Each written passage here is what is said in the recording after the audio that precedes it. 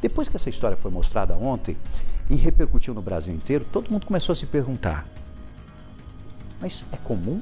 É normal? A sucuri é um animal que vive em rios, brejos, pântanos e outros ambientes aquáticos. Ela prefere porque ela tem mais agilidade dentro da água, mas ela fica sempre com a cabecinha ali, ó, pra fora. Geralmente é um animal que fica em locais rasos e cobertos pela vegetação, para se proteger. Como aconteceu em relação ao local onde o menino chegou, o Mikael chegou, e a gente mostrou com o nosso repórter Vinícius Lemos, o corajoso, que chegou até pertinho, onde tudo aconteceu, e a cobra, deixando claro, ainda estava lá. A sucuri, é importante deixar muito claro, ela não tem veneno. E ela se alimenta de animais de pequeno e até de grande porte, depende da sucuri. E a sucuri também pode chegar até 8 metros. Rafael, isso é mentira. Não, não é. Inclusive, foi notícia nesse ano na Record, esse registro que aconteceu de uma sucuri de 8 metros.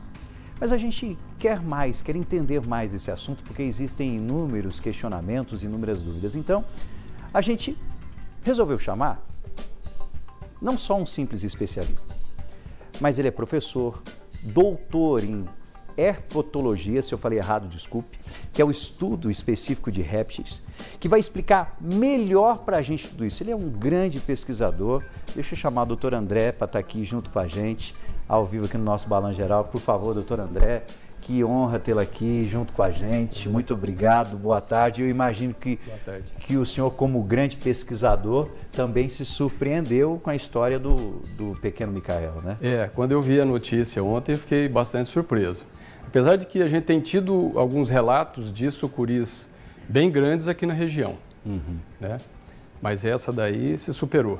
Agora, André, primeiro deixa eu explicar para as pessoas que o doutor André, é muito legal dizer isso, ele não é aquele pesquisador que fica dentro do laboratório, dentro de hospital, não. Ele já viajou esse Brasil, já viu muita serpente, já viu muita sucuri, para entender realmente a rotina delas, o que elas fazem, como é a alimentação delas. Agora, a sucuri normalmente não é de atacar pessoas, né?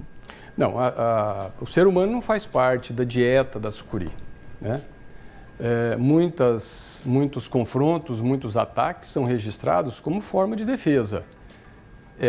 O indivíduo, e provavelmente o que aconteceu com o Mikael, ela se sentiu invadida, né, o seu ambiente, a sua casa invadida, e ela deu esse bote para se defender.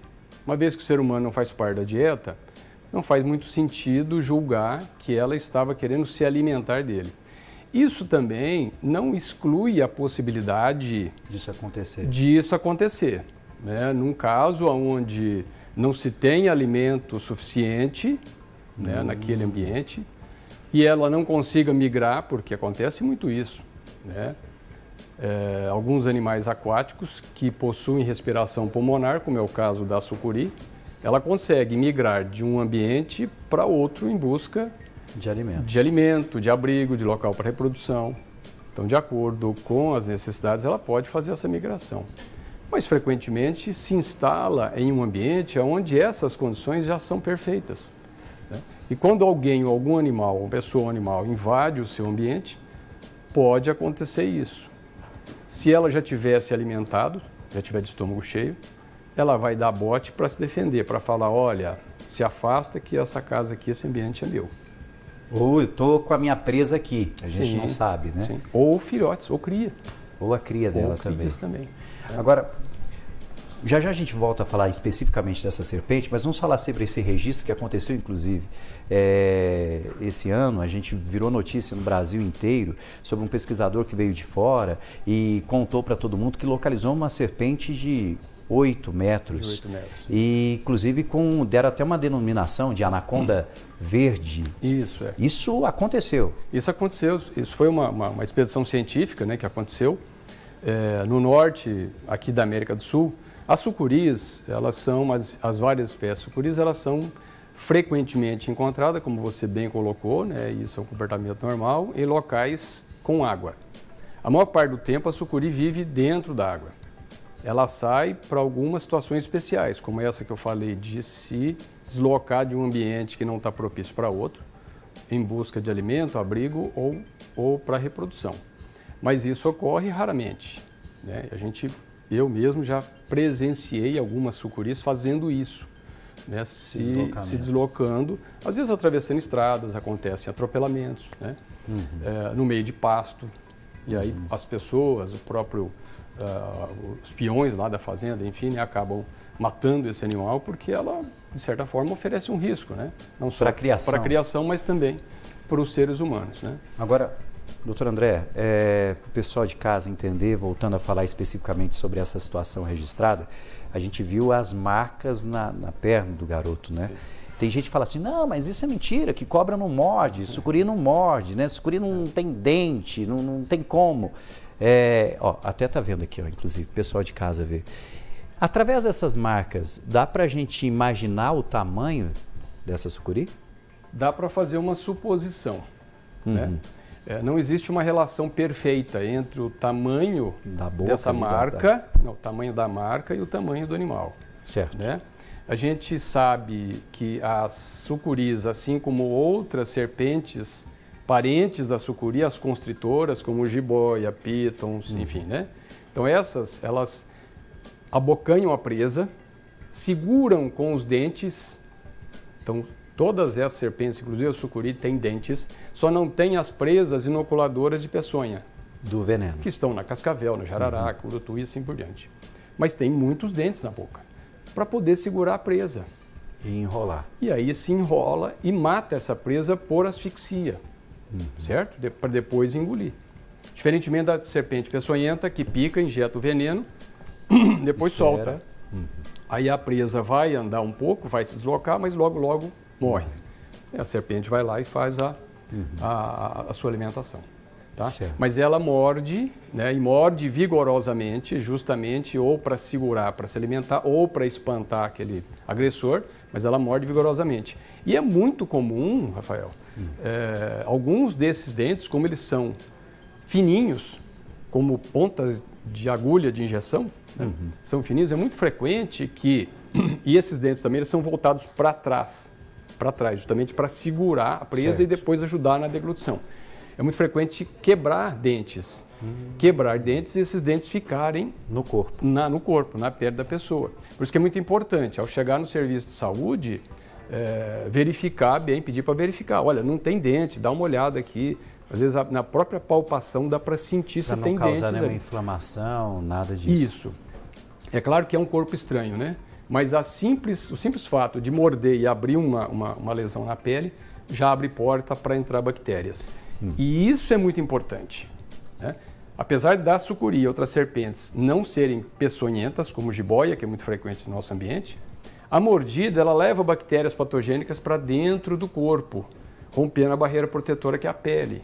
E isso é muito importante de se demarcar e se tratar essas feridas com todo cuidado, porque daí pode surgir uma infecção grave. Então tem que se tomar cuidado também.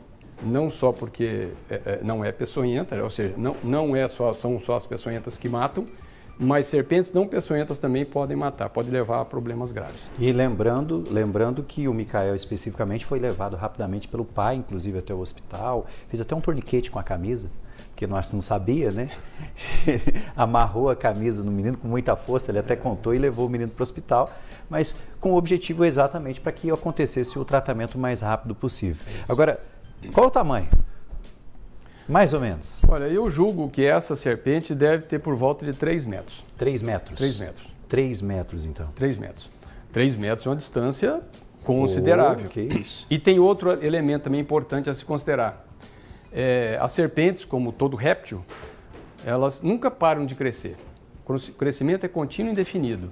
No entanto, ela cresce mais nas primeiras fases de vida, nos primeiros anos de vida, cresce mais rápido. Certo. Depois ela continua crescendo, mas cresce num ritmo bem menos acelerado, bem devagar.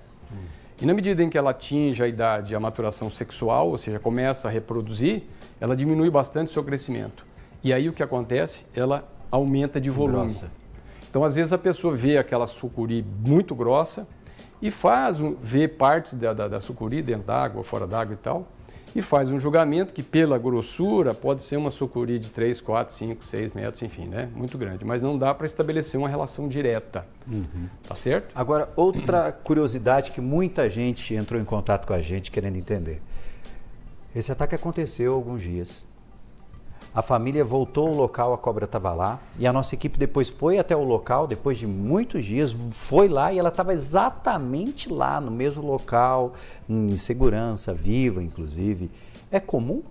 Isso é normal? Por que ela não sai? Ela fica sempre nesse mesmo local? Sim, ela tem. Você, na abertura da matéria, colocou alguns dados de comportamento desse animal que se encaixam bem a esse ambiente, olha ali. É bem característico. Um ambiente que tem um volume de água suficiente, ela não precisa de muito volume de água, né? Um volume de água suficiente. Provavelmente tem alimentos dentro ou fora d'água que vão ter acesso ali. E tem uma proteção vegetal, uma cobertura vegetal, tanto em volta como também em algumas partes sobre a água. Ou seja, o animal está se sentindo bem protegido ali. E ao mesmo tempo está ali de olho para ver se não aparece alguma presa, às vezes uma oportunidade para se alimentar. Né? Apesar de que o ritmo de alimentação, e você colocou bem isso também, o tamanho da presa varia do tamanho da serpente. Então, à medida que a serpente vai crescendo, vai aumentando também o tamanho da presa. Tá? E frequentemente é isso que acontece. Ela dá preferência para presas de tamanho suficiente para a sua nutrição, para satisfazer. E o ritmo de alimentação varia também. No verão, elas comem uma vez a cada 10 dias, 2 semanas, ou às vezes até mais, conforme o tamanho da presa. Mas no inverno, diminui bastante o metabolismo e pode ficar meses sem se alimentar, economizando energia. Olha só características que a gente está entendendo hoje com o Dr. André. Deixa eu aproveitar, vamos mostrar uma foto. A gente teve acesso a uma foto sua, posso mostrar? Sim, claro. Sim. Uma foto, inclusive, com uma serpente. Por quê? Porque o André é um grande pesquisador em relação às serpentes, em relação às cobras, daqui da nossa cidade, mas não só da nossa cidade, mas do país. E, inclusive, fiquei sabendo que tem até réptil que recebeu até teu nome praticamente de batismo por causa de pesquisa que o senhor fez. Na realidade não foi o réptil, foi um parasita de um réptil. Parasita de um réptil? Parasita que está presente no sangue. Olha só. Recebeu o meu sobrenome. Porque o senhor que descobriu? Porque o senhor que... Não, até nem fui eu que descobri, eu estava na equipe, né, que fez a captura, que fez o manejo desse animal, né, a coleta do material. Mas foi uma equipe de pesquisadores da Unesp de Botucatu. Olha só. Foram pesquisadores da Unesp, são parceiros meus de pesquisa. Né? Então, eles me brindaram, me presentearam com essa homenagem. Com todo o respeito, o senhor que nos presenteia, com o conhecimento, com essa busca, né, constante aí por informações. Agora, para a gente encerrar, preservação. Acho que isso é importante. Quando eu trouxe essa notícia ontem, imaginava da repercussão. Era uma preocupação nossa, de todos, ainda em relação à segurança desse animal, porque infelizmente tem gente que olha com outros olhos um animal como esse. Acho que é fundamental a gente falar sobre isso, né, doutor? Sim, muito importante. A gente não sabe, eu até gostaria de fazer uma visita nesse local para ver as condições ali, né, e até, quem sabe, ajudar na orientação do pessoal dali. Se esse local for um local que pudesse ser isolado, ótimo, ideal, porque aí o animal não sofre, como você colocou aí, agressões intencionais. Porque tem gente que fica sabendo dessa notícia e fala, não, eu vou lá matar. Isso é um crime, tem que deixar muito claro. Isso é crime ambiental. Crime ambiental gravíssimo. Gravíssimo. Isso, a Lei 9.605 prevê que é crime e tem uma repercussão séria, muito séria. E deixando claro que ele está na casa dele, né? Sim. Nós que estamos invadindo a casa dele. Vai depender muito ali, Rafael, da utilização que se faz desse manancial, né, desse corpo d'água. Então, se aquilo for um local que é utilizado, que foi feito pelos seres humanos, pelo proprietário da fazenda, se foi uma represa feita, construída, para alimentação de animais, do gado, ou para coleta de água, para abastecimento de algum local ali da residência, da fazenda, provavelmente haverão outras oportunidades de confronto, de problema. Então, a gente tem que estudar, né, junto com as autoridades ambientais, estudar uma maneira de preservar a vida desse animal. Em alguns, não estou dizendo que é o caso específico dessa sucuri, mas em alguns momentos há uma autorização para se deslocar, né, capturar esse animal, deslocar para um local mais seguro. Né? soltá-la no local seguro, pensando na preservação da integridade dela. Perfeito. Quero agradecer demais, doutor André, valiosa a sua participação. E claro, se o senhor for lá, a nossa equipe evidentemente que vai querer registrar, querer acompanhar tudo, mas excelente trabalho e é importante a gente continuar pesquisando esses animais. Abraço mais uma vez ao Micael, que foi um guerreiro, né? Claro, grande corajoso. Micael, a mãe também que entrou na água, imagine o desespero dessa mãe.